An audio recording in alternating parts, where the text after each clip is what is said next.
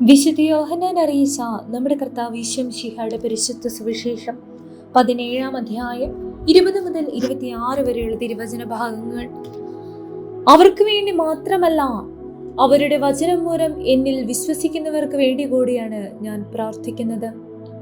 അവരെല്ലാവരും ഒന്നായിരിക്കാൻ വേണ്ടി പിതാവേ, അങ്ങ് എന്നിലും ഞാൻ അങ്ങയിലും ആയിരിക്കുന്നത് പോലെ അവരും നമ്മളിൽ ആയിരിക്കുന്നതിനും, അങ്ങനെ അവിടുന്ന് എന്നെ അയച്ചുവെന്ന ലോകം അറിയുന്നതിനും വേണ്ടി ഞാൻ പ്രാർത്ഥിക്കുന്നു.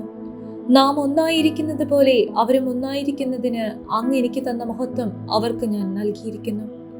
അവർ പൂർണ്ണമായും ഒന്നാകേണ്ടതിന് ഞാൻ അവരിലും അവിടുന്ന് എന്നിലും ആയിരിക്കുന്നു. അങ്ങനെ അങ്ങ് എന്നെ അയച്ചുവെന്നും അങ്ങനെ സ്നേഹിച്ചതുപോലെ അവരെയും സ്നേഹിച്ചുവെന്നും ലോകം അറിയട്ടെ.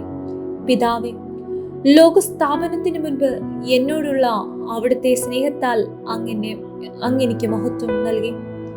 അങ്ങ് എനിക്ക് നൽകിയവരും അത് കാണാൻ ഞാൻ ആയിരിക്കുന്നിടത്ത് എന്നോടുകൂടി അവരും ആയിരിക്കണമെന്നും ഞാൻ ആഗ്രഹിക്കുന്നു.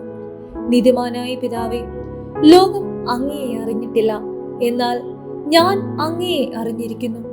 എന്നെ അവിടുന്നാണ് അയച്ചതെന്ന് ഇവരും അറിഞ്ഞിരിക്കുന്നു. അങ്ങയുടെ നാമം അവരെ ഞാൻ അറിയിച്ചു.